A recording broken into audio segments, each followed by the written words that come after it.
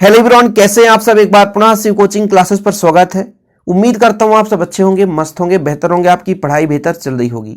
Board exam में सीधा question पूछा जाता है बच्चों, मातृभाषा किसे कहते हैं, मातृभाषा की विशेषताएं। इसके पहले हम थोड़ा सा भाषा के बारे में बात करते हैं। भाषा है क्या? तो भाषा एक साधन है जिसके द्वारा मनुष्य बोलकर, सुनकर या लिखकर या पढ़ करके अपने विचार को व्यक्त करता है, या दो व्यक्ति आपस में बोल करके, सुन करके एक दूसरे के विचार को आदान प्रदान करते हैं। जैसे हम आपको पढ़ा रहे हैं और आप हमारे बातों को सुन करके मातृभाषा की परिभाषा सीख रहे हैं। तो ये एक माध्यम है जिसके द्वारा हम आपको अपने विचार को रख पा रहे हैं और हमारे विचार को आप सुन पा रहे हैं। तो एक माध्यम या साधन जिसके द्वारा लोग अपने विचार को आदान प्रदान कर सकते हैं, अभिव्यक्ति के माध्यम को पहुंचा सकते हैं, मतलब अपने विचार को प्रस्तुत कर सकते हैं, तो वो आपका साधन ही भाषा कहलाता है।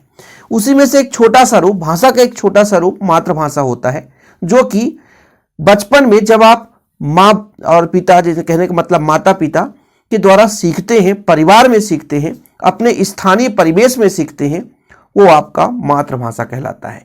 यानी बोली या भाषा, देखिए भाषा तो मैं बता दिया, भाषा क्या कहलाता है, एक प्रकार से विचार व्यक्त करने का माध्यम है, यानी आपस में लोगों को जोड़ने का एक माध्यम है जिससे व्यक्ति एक दूसरे के विचार को समझ पाते हैं।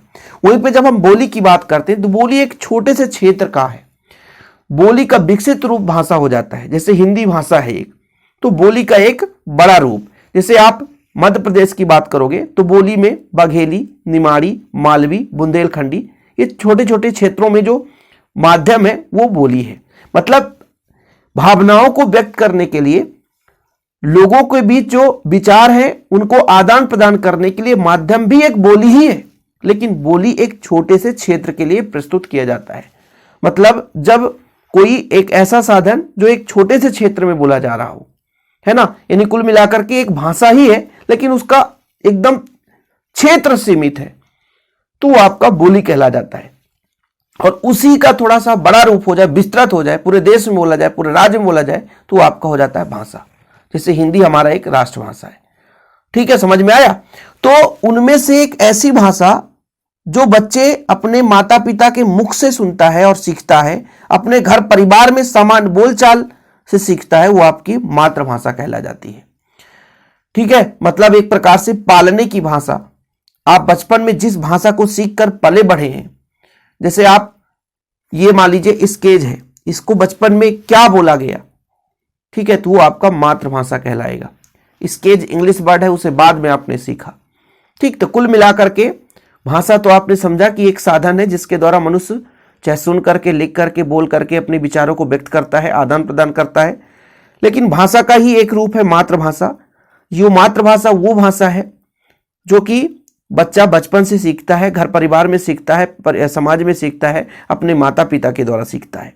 जैसे मान लीजिए किसी क्षेत्र में मलयालम बोला जाता है, मान के चलिए बचपन में मलयालम सीखा तो उसका मातृभाषा हो गया, लेकिन बाद में हिंदी जो भाषा है वो राष्ट्रभाषा हुआ, तो हिंदी सीखा हो तो आपका मुख्य रूप से राष्ट्रभाषा हो गया। ठीक है, तो कहीं ना कहीं भाषा का एक रूप है जो कि घर परिवार, माता पिता के माध्यम से सीखते हैं, वो आपका मातृभाषा कहलाता है। मातृभाषा को संविधान में स्थान दिया गया है। ठीक है, प्रायः मातृभाषाओं में साहित्य की रचना की जाती है।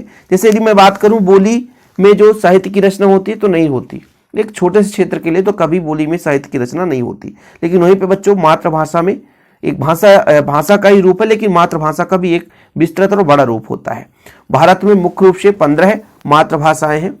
हिंदी, मराठी, बंगला, गुजराती, तमिल, तेलुगु, असमिया, पंजाबी, कन्नड़, मलयालम, सिंधी, उड़िया और उर्दू आदि मातृभाषाएं।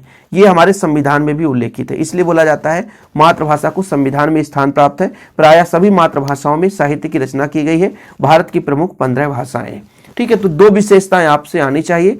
मातृभाषा किसे कहते हैं, दो विशेषताएं, तो आप लोगों को नंबर मिल जाएंगे। उम्मीद करता हूँ वीडियो पसंद आए, पसंद आए प्लीज लाइक करके शेयर जरूर करें। जय हिंद, वंदे मातरम।